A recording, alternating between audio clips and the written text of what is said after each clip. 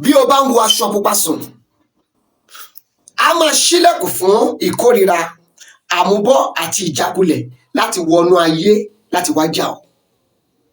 Bí o bá ń wọ aṣọ pupa sùn, a máa ṣílẹ̀kùn fún àmúbọ́, ìjákulẹ̀ àti ìkórìíra láti máa fi ogun jà ọ́.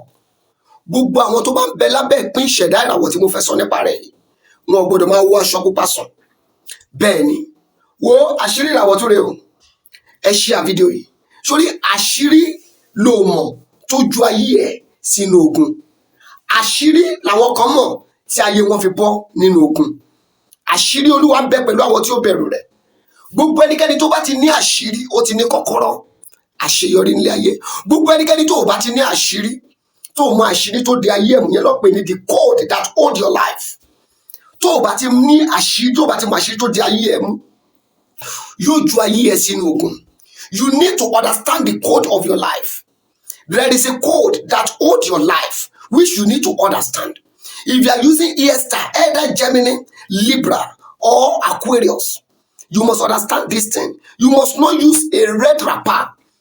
You must not use a red wrapper or a red bed sheet to cover yourself to sleep in the night. If you are doing all these things, you will be experiencing difficulties and challenges in your life.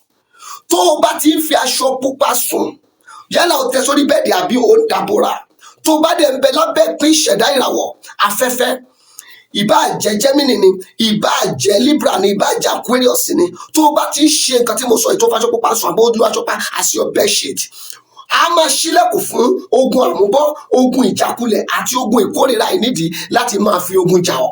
Wo àṣírí ló dé ayé mú. Bẹ́ẹ̀ bá rí ẹnikẹ́ni tó dùnnú nílé ayé, àṣírí ló mọ̀ tó fi dàbẹ́ ni pé ó sàn ju àwọn ẹlẹ́gbẹ́ rẹ̀ lọ.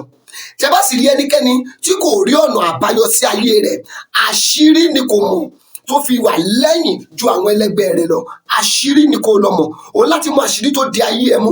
O láti mọ àṣírí tó di àwọn ọmọ rẹ̀, tó di aya rẹ̀. Ìyẹn ló máa jẹ́ kí nǹkan máa lọ déédéé. Orúkọ tèmi kò máa yípo padà. Àṣírí ìràwọ̀, mystery of star. Ẹ follow wa lórí gbogbo social media handles wa.